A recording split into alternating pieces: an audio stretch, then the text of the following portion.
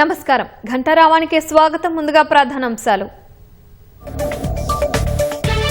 Metro అనుమతుల్లో జాప్యంతో ఆర్థిక భారం, త్వరగా నిర్ణయం తీసుకోవాలని కేంద్రానికి సీఎం లేఖలు.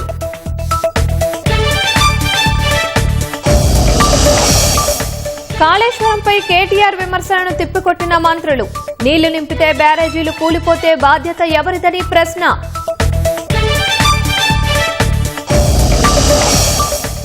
అయోధ్య రామాలయ విరాళాల చోరీపై నేడు ట్రస్ట్ భేటీ, కార్యవర్గం రాజీనామా, సీఈఓ నియామకంపై చర్చ.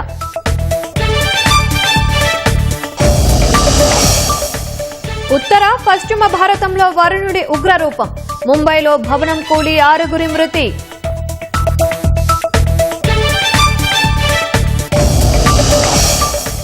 ఉక్రెయిన్ రాజధాని కీవ్పై విరుచుకుపడిన రష్యా, భారీ పేలుళ్లలో 3 మృతి.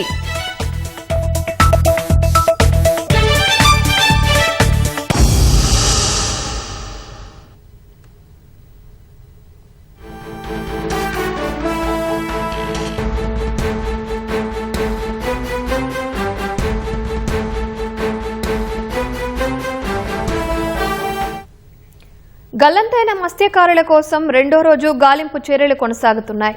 మరింత సమాచారం మా ప్రతినిధి కృష్ణమనాయుడు ప్రత్యక్ష ప్రసారం ద్వారా అందిస్తారు.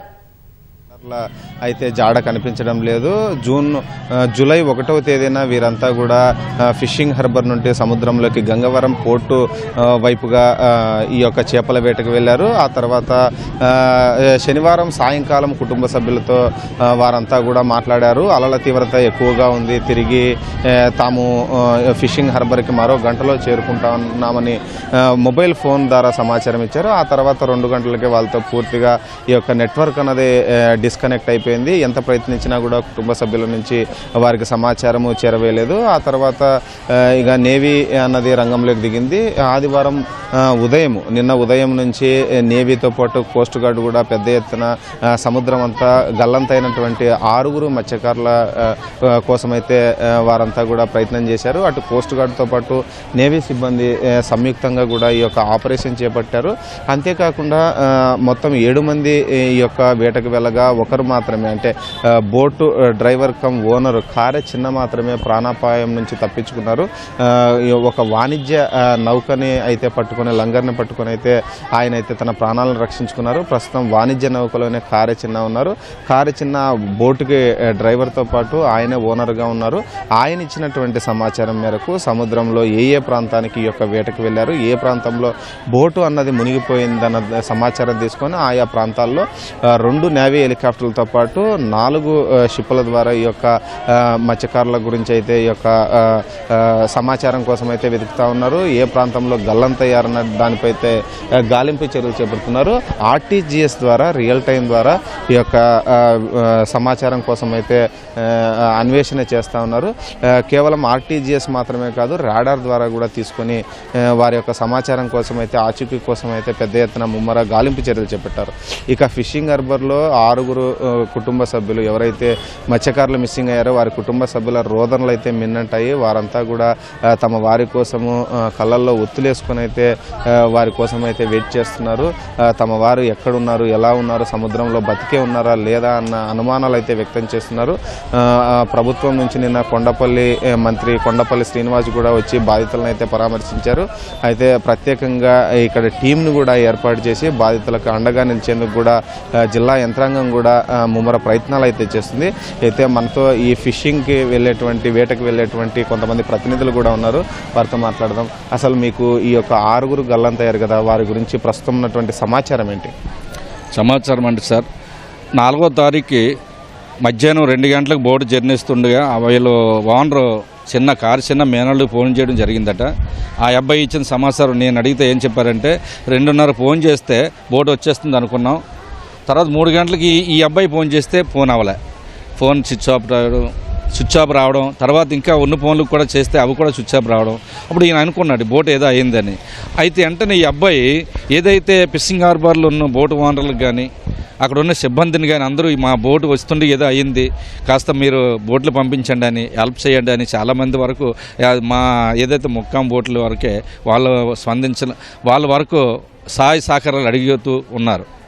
మరి నేను అడిగాను వెంటనే యూనియన్ ఆఫీస్కి కానీ ఏడీ ఆఫీస్కి కానీ ఇన్ఫర్మేషన్ ఇవ్వాలి కదా, ఇంకా మీరు ఎందుకు లేట్ చేశారంటే ఈ సాయసరిలో బోట్లో వస్తే వాళ్ళకి దొరుకుతారు కదా, నా ప్రయత్నం చేశాను అన్నారు. అయితే ఈ తర్వాత కోస్ట్ గార్డ్కి వీళ్ళకి అంటే ఏడీ ఆఫీస్ చెప్పుంటారు, వాళ్ళకు రావడం కొద్దిగా లేట్ అయింది. తెలిసినప్పటికూ వీళ్ళు ఏదైతే కోస్ట్ ఇప్పుడు మన ఏడీ ఆఫీస్ చెప్పబోతాడు సాయంత్రం 5 అంతా అయిందట.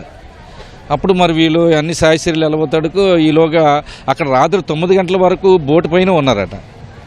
బోటు పైన అప్పటికి ఎవరు సాయశీలు అవ్వలేదు. ఇప్పుడు మన ఒకటి తెలిసినప్పుడు కూడా ఒక కోస్ట్ గార్డ్ కానీ ఎవరు వెళ్ళలేదు. వెళ్తే ఈ బోట్లు కూడా వెళ్ళలేదు. మా ఫిషింగ్ హార్బర్లో బోట్లు కూడా వెళ్ళినా కోస్ట్ గార్డ్ వెళ్ళినా ఆ రోజు 4వ తారీఖు సాయంత్రం 5 నుంచి 7, 8 లోపు వెళ్తే వాళ్ళు ఆచుగా దొరికినని మా నమ్మకం. అయితే సముద్రంలోకి వెళ్ళినప్పుడు ఎలాంటి ఆటుపోట్లను ఎదుర్కొంటారు, అలా ఆటుపోట్లు ఎదురైనప్పుడు ఎలా రక్షించుకుంటారు తమకు తాము? అదేంటంటే సార్, ఇప్పుడు గంటకు 40-50% గాలి వేస్తుంది. ఈ మొన్నటి 4 నుంచి ఇవాళ వరకు ఈ గాలికి ఇది బోటుకు జర్నీ వస్తుండేటప్పుడు ఇది చెప్పలేము. ఒకసారి ఇలాగంటూ మళ్ళీ ఇలాగంటుంది, ఇలాగంటూ ఇలాగ వచ్చేటప్పుడు దాన్ని నీటి ఒకసారి అయ్యేటప్పుడు అలా ఉండిపోయింది, అలా తిరగబడిపోయింది. అంటే ఈ బోటు ఆటుపోటు ఈ నెలలో జూలై నెలలో ఈ గాలికి చిన్న చిన్న బోట్లు అసలు వెళ్ళకూడదు. అది మీడియం బోటు వెళ్ళడం వల్ల ఆటుపోట్లకే తట్టుకోవడం కష్టమండి. అది జర్నీ వస్తుండగా అది ఎవరైనా అది ప్రమాదం కావాలని జరగలేదు. అది గాలి ఎక్కువడం వల్ల సముద్రం రప్పుకుండడం వల్ల నాయా వల్ల జరిగింది. ఇది కామన్ ఒకసారి జరుగుతాయి. కాకపోతే ఆస్తిపోయినా పర్లేదు, కానీ ఈ దగ్గరలోనే ఇంచుమించి విశాఖపట్నం పోర్టుకు ఒక 3-4 కిలోమీటర్ల దూరంలో ఉంటారు. ఆ 4 కిలోమీటర్ల దూరంలో ఉన్న వాళ్ళు కాపాడడానికి సహాయ చర్యలు అనేది వెంటనే జరగలేదు. అంటే ప్రీడిగా జరగకపోవడం, కాలయాపన అవడం వల్ల వాళ్ళు ఈయన ఆ చిప్పు ఈదుకొని వెళ్ళి ఆ చిప్పు యాంకర్ పట్టుకుంటే వాళ్ళు చూసి ఇతను నాకున్నారు. ఈయనతో వెనకాల వచ్చే వాళ్ళు ఈయన దగ్గర రాలేకపోయారు. వాళ్ళు అలాగా వాళ్ళు కూడా ఇంకా అప్పుడుకు బతికే ఉంటారు. వాళ్ళు అప్పటికే అయితే కాస్త ఏదో పోరుసొట్టుకొని ఈదుతున్నారు. అలాగా 4-5 ఈయన ఒక్కడు వచ్చారు. ఒకళ్ళు ఏంటంటే బోటు తిరగబడిపోయేటట్టు ఒక అతను పైకి రాలే. వీళ్ళు ఈతుండగా కొంతవరకు వచ్చే ఒక అతను నేను ఇంకా ఎదలేను అనేసి ఒక ఆయన పెద్ద ఆయన, వీళ్ళిద్దరు అలాగయ్యారు. ఈ 5లో ఇంకా 4 వాళ్ళకి ఈతుంటే ఒక్కడే బయటపడ్డాడు. అలల తీవ్రత ఎక్కువగా ఉంటుంది. అలలు అన్నది కొట్టినప్పుడు ఆ నీరు కూడా ఈ బోట్లోకి వస్తుంటుంది. ఆ నీరుని ఎట్లా బయటికి తోడేస్తారు? రెండోది ఏంటంటే ఈ యొక్క వేటకు వెళ్ళేటువంటి ఎవరైతే మత్స్యకారులు ఉంటారో వాళ్ళందరికీ కూడా సముద్రం గురించి పూర్తిగా అవగాహన ఉంటుంది. ఇలాంటి ఘటనలు జరిగినప్పుడు వాళ్ళు ఎంతసేపు వాళ్ళ యొక్క లైఫ్ని సేవ్ చేసుకోగలరు? నీరు వస్తుంది సార్, వచ్చేటప్పుడు ఇలాగ అయ్యేటప్పుడు దిక్కుమని నీరు వెళ్ళిపోద్ది, లోపలికి వెళ్ళదు సార్. పైన బోట్ వచ్చేటప్పుడు నీరు లోపలికి వెళ్ళదు, వాటర్ లోపలికి వెళ్ళదు. బోట్ ఏదైనా కింద డ్యామేజ్ అయితేనే వాటర్ లోపలికి వస్తుంది, పైన ఈ అలల నీరు లోపలికి వెళ్ళదు. వీళ్ళకి తెలుసు. కాకపోతే వచ్చేస్తున్నారు. ఒక్కోసారి ప్రమాదాలు చెప్పు రావు. వీళ్ళకు ఉంది అయితే గాలి వస్తుందని ఏదో ఇంకో 2 రోజులు చేస్తున్నప్పుడు కూడా వెంటనే వచ్చేస్తున్నారు. ఈ తట్టుకోలేక వచ్చేస్తున్నప్పుడు ఈ ప్రమాదం జరిగింది. అయితే చాలామంది ఫిషింగ్ హార్బర్ నుంచి దాదాపు 100లాది బోట్లు సముద్రంలోకి వెళ్తాయి, వేట కొనసాగిస్తారు. ఒక బోటు నుండి ఇంకో బోటుకి కమ్యూనికేషన్ కూడా ఉంటుంది, వాళ్ళ దగ్గర వాకీ టాకీలు పెట్టుకుంటారు. వీరికి ఎందుకు కూడా ఇలాంటి ప్రమాదం పొంచి ఉందని తెలిసినప్పుడు కొంత పక్కన ఉన్నటువంటి బోట్లకు సమాచారం ఎందుకు ఇవ్వలేదంటారు? ఇచ్చింటే ఏమైనా బాగుండేదంటారా? అదే వాళ్ళు ఇంకోళ్ళు చెప్పారు, ఈ బోటు జర్నీ వస్తుండగా ఇంకో బోట్లు కూడా ఈ వాయిస్ ఇచ్చిందట, పలానా బోటు నేను జర్నీ వస్తుంది. ఆ తర్వాత రాలేదు. వాళ్ళు తెలిసే వీళ్ళు కూడా అరే ఈ బోటు ఇందాకలా మాట్లాడింది ఇప్పుడు మాట్లాడలేదు, వాడు ఎక్కడో వస్తుండగా వాడు ఆచు కూడా పలాని దగ్గరలో వీళ్ళు వెళ్ళలేదు. తెలుసు కూడా కొంతమంది ఈ బోటు జర్నీ వస్తుండే కూడా మాటలు వచ్చి కూడా వాళ్ళు బహుశా ఇదివరకు ఏదైతే 2 గంటల లోపు ఈ బోటు వాయిస్ వేరే బోట్లకు వెళ్ళిదారు సార్. ఆ 3 గంటల తర్వాత నుంచి ఈ వాయిస్ వెళ్ళలేదు. మరి వాళ్ళు వచ్చి స్పందన ఎవరు బాధ అంటే ఈ సముద్రం రప్పకుండడం వల్ల వాళ్ళు ఎవరో దాంట్లో వాళ్ళు ఉండిపోయారు. వీళ్ళు ఎతకడానికి కాకపోతే సాహస చర్యలకి వాళ్ళు ఎవరు పాల్గొలేదు.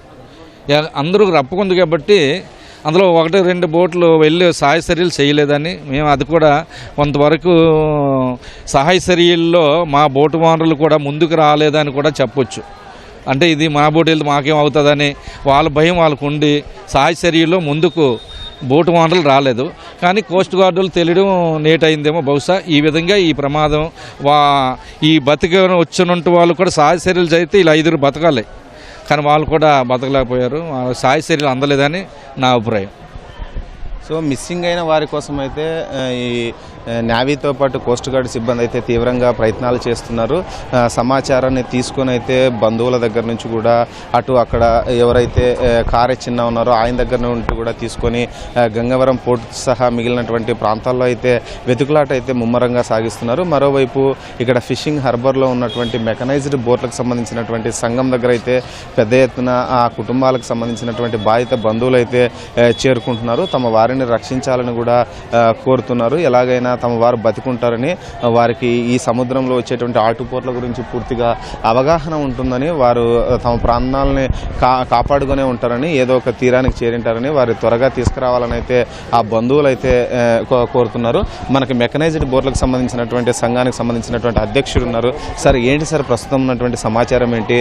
ఫిషింగ్ హార్బర్కి సంబంధించినటువంటి అధికారులు ఏం చెప్తున్నారు సార్? ప్రస్తుతానికి నిన్న జరిగిందేనండి, రిస్క్ ఆపరేషన్ జరుగుతుంది. కోస్ట్ గార్డ్ షిప్పులు 2 వచ్చి మరి 6 మిస్ అయిన వాళ్ళు కూడా గాలించడం జరుగుతుంది. మరి ఎవరైతే మరి ఓనర్ కమ్ డ్రైవరు ఆయన కారు చిన్న అతను ఇంకా షిప్లోనే ఉన్నారు. మరి ఆయన్ని హార్బర్ పంపించే ఏర్పాట్లు చేయమని మేము అధికారులు కోరడం జరిగినది. సో ఈ రిస్క్ ఆపరేషన్ జరుగుతుంది కాబట్టి ఆయన అక్కడే ఉండాలి. ఆయనతో కొంత సమాచారం సేకరించి మిగతా వాళ్ళని ట్రేస్ అవుట్ చేయడానికి అవకాశం ఉంటుందని చెప్పడం జరుగుతుంది. హైదరాబాద్ మెట్రో రైలు నిర్ణయాల అమలులో జాప్యంతో నిర్మాణ వ్యయం భారీగా పెరుగుతుందని రాష్ట్ర ప్రభుత్వం ఆందోళన వ్యక్తం చేస్తోంది. ఎస్బీఐ క్యాప్స్ మదింపు నివేదిక ఆధారంగా భవిష్యత్ కార్యాచరణ అనే నిర్ణయం కారణంగా అటు ప్రతిపాదిత కొత్త కోచ్ల కొనుగోలు ఆలస్యం, ఇటు 2వ దశ డీపీఆర్ అంచనాలు సైతం భారీగా పెరగనున్నాయి. ఈ నేపథ్యంలోనే ఢిల్లీ భేటీలో నిర్ణయాల మేరకు విధి విధానాలు ఖరారు చేయాలని సీఎం రేవంత్ రెడ్డి కేంద్ర మంత్రులు ఖట్టర్, కిషన్ రెడ్డిలకు లేఖలు రాశారు. ట్రాఫిక్ చిక్కుల నుంచి హైదరాబాద్ వాసులను ఆదుకుంటున్న మెట్రో ప్రాజెక్టు విస్తరణకు అడుగులు వేగంగా ముందుకు పడ్డం లేదు. ఈ నేపథ్యంలోనే హైదరాబాద్ మెట్రో రైలు మొదటి దశ స్వాధీన ప్రక్రియ, 2వ దశకు అనుమతుల ప్రక్రియపై కేంద్రంపై రాష్ట్ర ప్రభుత్వం ఒత్తిడిని పెంచుతోంది. ఈ మేరకు మెట్రో ప్రాజెక్టులపై కేంద్ర పట్టణాభివృద్ది శాఖ మంత్రి మనోహర్ లాల్ ఖట్టర్, గనుల శాఖ మంత్రి జి కిషన్ రెడ్డిలకు సీఎం రేవంత్ రెడ్డి విడివిడిగా లేఖలు రాశారు. జూన్ 23న రైల్వే మంత్రి, జూన్ 24న కేంద్ర పట్టణాభివృద్ది శాఖ మంత్రి సమక్షంలో జరిగిన సమావేశాల్లో మెట్రో రైలుపై అధ్యయన బాధ్యతలు ఎస్బీఐ క్యాప్స్కు అప్పగిస్తూ నిర్ణయం తీసుకున్నారు. అయితే ఈ నిర్ణయాలపై ఇప్పటికీ విధి విధానాలు ఖరారు కాకపోవడంపై సీఎం అసంతృప్తి వ్యక్తం చేశారు.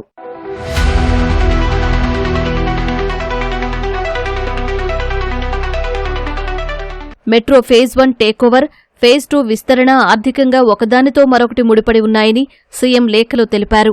అందువల్లే ఆస్తుల విలువ, రీఫైనాన్సింగ్, భవిష్యత్ రుణాల సమీకరణ అంశాలను సమగ్రంగా 2 దశలను కలిపి పరిశీలించాలని మంత్రులతో సమావేశాల్లో నిర్ణయం తీసుకున్నట్లు గుర్తు చేశారు. ఈ ప్రక్రియకు సమన్వయ అధికారిగా తెలంగాణ తరపున పురపాలక, పట్టణాభివృద్ది శాఖ ప్రత్యేక ప్రధాన కార్యదర్శిని ఇప్పటికే నియమించామని సీఎం స్పష్టం చేశారు. అయితే ఇప్పటివరకు కేంద్రం ఎస్బీఐ క్యాప్స్కు అధికారికంగా బాధ్యతలు అప్పగించలేదని, టర్మ్స్ ఆఫ్ రెఫరెన్స్ కూడా ఖరారు చేసి పంపించలేదని అసంతృప్తి వ్యక్తం చేశారు. ఫలితంగా ఫేజ్ 1 టేకోవర్ ప్రక్రియలో అనిశ్చితి ఏర్పడ్డమే కాకుండా రోజువారీ నిర్వహణలోనూ ఇబ్బందులు ఎదురవుతున్నాయని తెలిపారు. అదే సమయంలో ఫేజ్ 2 డీపీఆర్లకు ఆమోదం, నిధుల సమీకరణ ప్రక్రియ ఆలస్యమవుతోందని వివరించారు. ప్రాజెక్టు అమలులో మరింత జాప్యంతో మెట్రో ఫేజ్ 2 మొత్తం ప్రాజెక్టు వ్యయం భారీగా పెరిగే ప్రమాదం ఉందని సీఎం పేర్కొన్నారు. హైదరాబాద్ మెట్రో రైలు విస్తరణ విషయంలో ప్రత్యేక చొరవ తీసుకోవాలని కేంద్ర మంత్రి కిషన్ రెడ్డిని సీఎం కోరారు. కేంద్రంలో వివిధ శాఖల మధ్య సమన్వయం విషయంలో వ్యక్తిగతంగా జోక్యం చేసుకోవాలని విజ్ఞప్తి చేశారు.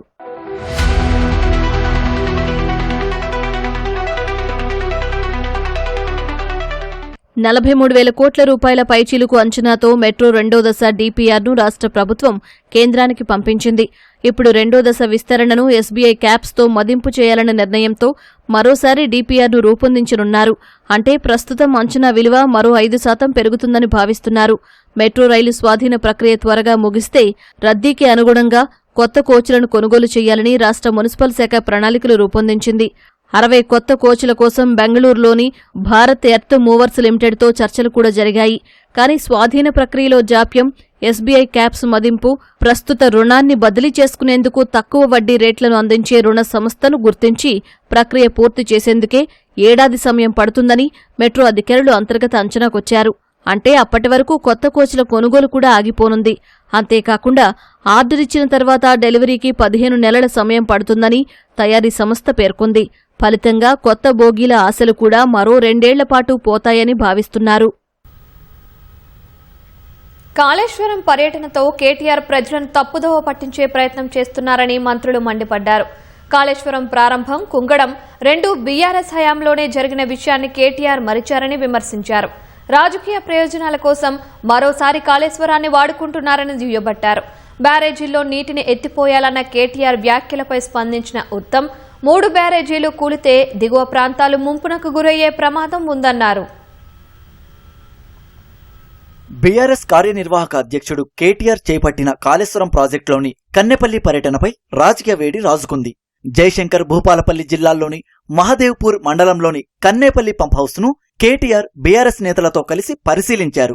గోదావరిలో నీళ్లున్నప్పటికీ రాజకీయ కక్షతోనే రేవంత్ సర్కార్ కన్నెపల్లి పంప్ హౌస్లు ఆన్ చేసినా నీటిని ఎత్తిపోయడం లేదని కేటీఆర్ ఆరోపించారు.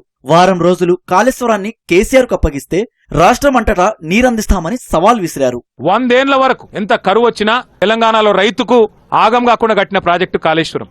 మరి ఇట్లాంటి ప్రాజెక్టు అయ్యా రేవంత్ రెడ్డి గారు, మీకు మనసు లేకపోతే ఒక వారం రోజులు కేసీఆర్ కు కాళేశ్వరం అప్పచెప్పు, మొత్తం తెలంగాణ నిండా మళ్ళా నీళ్లు వారించి చూపెట్టే బాధ్యత మాది. మేడిగడ్డ ముట్టే అవసరమే లేదు. అక్కడికెళ్ళి ఒక పాయ ఆల్రెడీ ఏదైతే ఇళ్ళకి వస్తూనే ఉందో, నీళ్లు ఎత్తిపోస్తే చాలు. ఆ 2 పిల్లర్లు లేదా మొత్తం బ్లాక్ దాన్ని మొత్తం తీసేసి మళ్ళా కట్టినా అయ్యే ఖర్చు 400 కోట్లు. అందులో రూపాయి కూడా మళ్ళీ ప్రజల మీద పడేది లేదు. LNT అనే సంస్థ ముంగటికొచ్చింది. 31 నెలలు అయిపోయినా కనీసం ఒక అడుగు ముంగట పడలే. కేటీఆర్ విమర్శలపై మంత్రి ఉత్తమ్ కుమార్ రెడ్డి తీవ్రస్థాయిలో మండిపడ్డారు. 10 ఏళ్లలో బీఆర్ఎస్ ప్రభుత్వ పెద్దలు సాగునీటి రంగాన్ని సర్వనాశనం చేశారని ఆరోపించారు. ప్రజల హితం కోసం కాకుండా వ్యక్తిగత లాభానికి ప్రాజెక్టులు కట్టారన్నారు.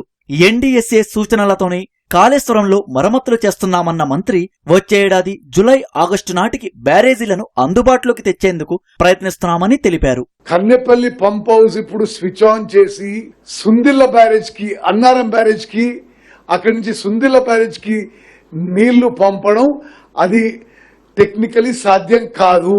ఆ గేట్స్ దించే పరిస్థితి లేదు. 3 బ్యారేజెస్లు సీకంట్ పైల్ ఫౌండేషన్, ఇది అనుమానాస్పదంగా ఉంది. ఇక్కడ మీరు నీళ్లు స్టోరేజ్ చేస్తే కొట్టుకుపోయే ప్రమాదం ఉంది. మేడిగడ్డ కొట్టుకపోతే కింద 44 ఊర్లు, భద్రాచలం టౌన్, భద్రాచలం గుడి కొట్టుకపోతాయి అనే ప్రమాద పరిస్థితి ఉంది. మరి అది కావాలని కోరుకుంటున్నారో తెలియదు మనకు. కానీ ఉల్టా చోర్ కొట్టవాళ్ళు కూడా అంటే వాళ్ళు మరి పైసలు మింగి లోపభూయిష్టమైన కన్స్ట్రక్షన్ చేసి అది కూలిపోయి అది సరిగ్గా పనిచేయకుంటే ఈ పంపు ఇట్లా ఆన్ చేయాల్సిందే, ఆ పంపు ఇట్లా ఆన్ చేయండి, వాళ్ళు వచ్చి మా మీద మాటలు మాట్లాడే విషయం.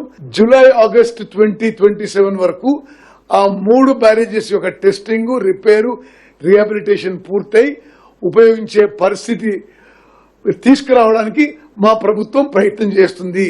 ప్రజా ప్రయోజనాల కోసం కాకుండా కేవలం రాజకీయ ప్రయోజనాల కోసమే కేటీఆర్ పర్యటన చేపట్టారని మంత్రి దుద్దిల శ్రీధర్ బాబు ఆరోపించారు.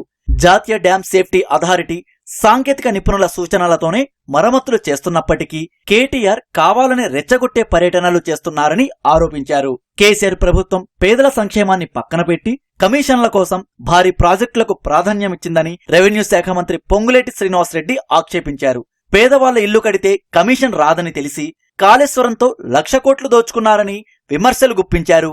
మేడిగడ్డ బ్యారేజీలో నీటిని నిల్వ చేయొద్దని ఎన్డీఎస్ఏ తెలిపిందని మంత్రి సీతక్క గుర్తు చేశారు. బ్యారేజీల్లో నీటిని నింపి ఏదైనా ప్రమాదం జరిగితే గోదావరి పరివాహక ప్రాంతాలకు తీవ్ర ముప్పు ఏర్పడే అవకాశముందన్నారు. ప్రజల భద్రతలో ఎలాంటి రాజీ పడబోమన్న సీతక్క బీఆర్ఎస్ నేతలకు చిత్తశుద్ధి ఉంటే నిపుణుల కమిటీ ముందు వాదనలు వినిపించాలని సూచించారు. పేదోడికి ఇల్లు ఇస్తే నాకేం కమిషన్ వస్తుంది, కాళేశ్వరం కడితే 1,00,000 కోట్ల కమిషన్ వస్తుందని కాళేశ్వరం కట్టి నిస్సిగ్గుగా నిన్న ఇయ్యాలా ఆ కాళేశ్వరం డ్యామ్ దగ్గర పోయి దీన్ని ఏదో రిపేర్ చేయలేదంటాడు. అసలు రిపేర్ చేయాల్సిన గత్యంతరం ఎందుకు వచ్చింది? సిగ్గు లేకుండా ఆడికి పోయి మాట్లాడే హక్కు నీకు ఎక్కడుంది? తెలంగాణ రాష్ట్ర ప్రజల రక్తాన్ని, వారి చెమటని కొల్లగొట్టి దోచుకున్న మీరా ఈ ప్రజా ప్రభుత్వాన్ని ప్రశ్నించేది? మీరు కట్టిన ప్రాజెక్టు దగ్గర పోయి మేము అయ్యా కూలగొట్టాము, ఈ కూలగొట్టిన ప్రాజెక్ట్ ని రిపేర్ చేయమని అడిగే సిగ్గు లేకుండా మీరు అడిగే తీరు ప్రజలందరూ హేళనగా నవ్వుకుంటున్నారు. ఎప్పటికైనా మీరు గమనించండి. మేడిగడ్డలో నీళ్లు ఆపడం మూలంగా అది ఒకవేళ ఎలాంటి ప్రమాదాలకు గురైనా దాని యొక్క ఉధృతి, ఆ యొక్క అవినీతి పాపానికి ఈ కిందున్నటువంటి గ్రామాలన్నీ కూడా వరదలలో మునిగేటువంటి ప్రమాదం ఉంది. అది నేషనల్ సేఫ్టీ అథారిటీ వారు స్పష్టంగా వారి నివేదికలో ఇవ్వడం జరిగింది. ఆ నివేదికలో ఇచ్చిన దాన్ని కూడా వీళ్ళకి తెలిసినా కూడా ప్రజలలో ఏదో ఒక అపోహ చూపించాలి, ఆడ నీళ్లు ఉన్నాయి, వీళ్ళు ఇస్తలేరు, అదేదో బాగుంది, దాన్ని వాడతలేరు అనేటువంటిది చూస్తా ఉన్నాం. కానీ వాళ్ళ కాళేశ్వరంలో ఎలాంటి ప్రాబ్లం జరిగినా ఎఫెక్ట్ అయ్యేది గోదావరి పరివాహక ప్రాంతం. ఇప్పుడు నీళ్లు స్టోరేజ్ చేసి ఒకవేళ జరగకూడదు జరిగితే ఇవాళ మరి కేసీఆర్ బాధ్యత వహిస్తాడా? కాళేశ్వరంపై బీఆర్ఎస్ నేతలు కొత్త కథలు చెబితే ఎవరూ నమ్మే పరిస్థితుల్లో లేరని ప్రభుత్వ విప్ అద్దంకి దయాకర్ వెల్లడించారు. కాళేశ్వరం కుంగిన సమయంలో అక్కడికి వెళ్లాలని ప్రయత్నించిన వారందరినీ అరెస్టులు చేశారని గుర్తు చేశారు. దేశవ్యాప్తంగా పలు రాష్ట్రాల్లో వరుణుడు ఉగ్రరూపం దాల్చాడు. ప్రధానంగా వర్షాల దెబ్బకు దేశ ఆర్థిక రాజధాని ముంబై నగరం పూర్తిగా స్తంభించిపోయింది.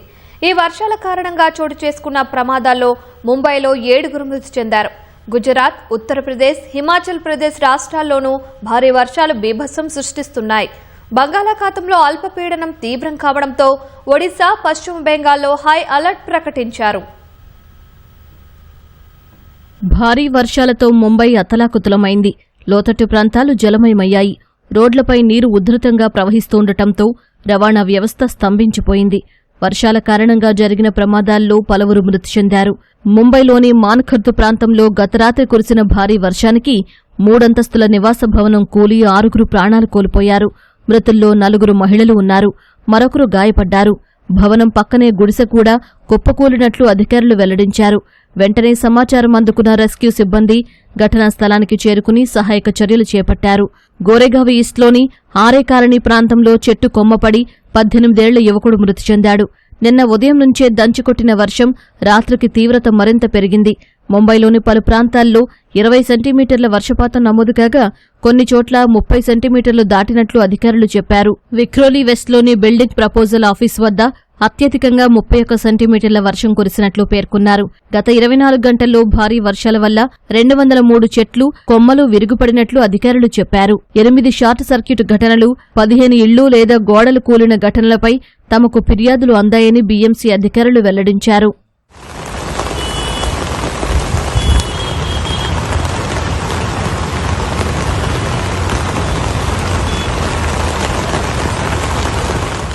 అటు వర్షాల కారణంగా ముంబై, థానే, పాల్ఘర్ జిల్లాల్లోని అన్ని ప్రభుత్వ, ప్రైవేటు పాఠశాలలు, కళాశాలలకు ఇవాళ సెలవు ప్రకటించారు. వాతావరణ శాఖ హెచ్చరికల నేపథ్యంలో విద్యార్థుల భద్రతను దృష్టిలో పెట్టుకుని విద్యాసంస్థలకు సెలవు ఇచ్చినట్లు బీఎంసీ ప్రకటించింది. భారీ వర్షాల కారణంగా ముంబైకి భారత వాతావరణ శాఖ ఐఎండీ రెడ్ అలర్ట్ జారీ చేసింది. రాబోయే 24 గంటల్లో గంటకు 60 నుంచి 70 కిలోమీటర్ల వేగంతో బలమైన ఈదురుగాలులు వీస్తాయని, పలు ప్రాంతాల్లో భారీ నుంచి అతి భారీ వర్షాలు, కొన్ని చోట్ల అత్యంత భారీ వర్షాలు కురుస్తాయని హెచ్చరించింది.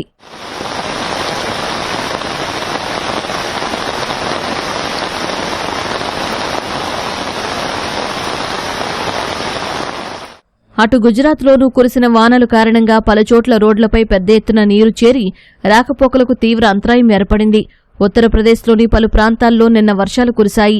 రాబోయే 24 గంటల్లో పలుచోట్ల ఉరుములు, మెరుపులతో కూడిన వర్షాలు కురిసే అవకాశం ఉందని ఐఎండీ అంచనా వేసింది. హిమాచల్ ప్రదేశ్లోనూ తేలికపాటి నుంచి మోస్తరు వర్షాలు కురిశాయి. రాబోయే 2 రోజుల పాటు రాష్ట్రంలో భారీ నుంచి అతి భారీ వర్షాలు కురిసే అవకాశం ఉందని సిమ్లా వాతావరణ కేంద్రం ఆరెంజ్ అలర్ట్ జారీ చేసింది. అటు ఢిల్లీ, ఛత్తీస్గఢ్లోనూ వానలు దంచికొట్టాయి. బంగాళాఖాతంలో ఏర్పడిన అల్పపీడనం బలపడ్డంతో ఒడిశా, పశ్చిమ బెంగాల్లోని కొన్ని ప్రాంతాలకు హై అలర్ట్ జారీ చేశారు. అయోధ్య రామాలయ విరాళాల చోరీపై దర్యాప్తు కొనసాగుతోంది. ఈ నేపథ్యంలో శ్రీరామ జన్మభూమి తీర్థక్షేత్ర ట్రస్ట్ ఇవాళ కీలక సమావేశం నిర్వహించనుంది. ట్రస్ట్ అధ్యక్షుడు నృత్య గోపాల్ దాస్ ఆశ్రమమైన మణిరామ్ చావనీలో ఈ భేటీ జరగనుంది. ఈ సమావేశంలో ట్రస్టు ప్రధాన కార్యదర్శి చంపత్ రాయ్, ట్రస్టీ అనిల్ మిశ్రా రాజీనామాలపై చర్చించనున్నట్లు సంబంధిత వర్గాలు వెల్లడించాయి. ట్రస్టు ప్రధాన కార్యదర్శి రాజీనామాను ఆమోదిస్తే ఆయన స్థానంలో కొత్త అధికారిని నియమించడం, రామమందిర నిర్వహణకు సంబంధించి భవిష్యత్తులో తీసుకునే చర్యలు, నూతన పరిపాలనా వ్యవస్థ ఏర్పాటు వంటి వాటి గురించి ఈ సమావేశంలో చర్చించనున్నారు. రామమందిర నిర్వహణ పర్యవేక్షణ కోసం చీఫ్ ఎగ్జిక్యూటివ్ ఆఫీసర్, సీఈఓ నియామకంపైన సమాలోచనలు జరగనున్నాయి.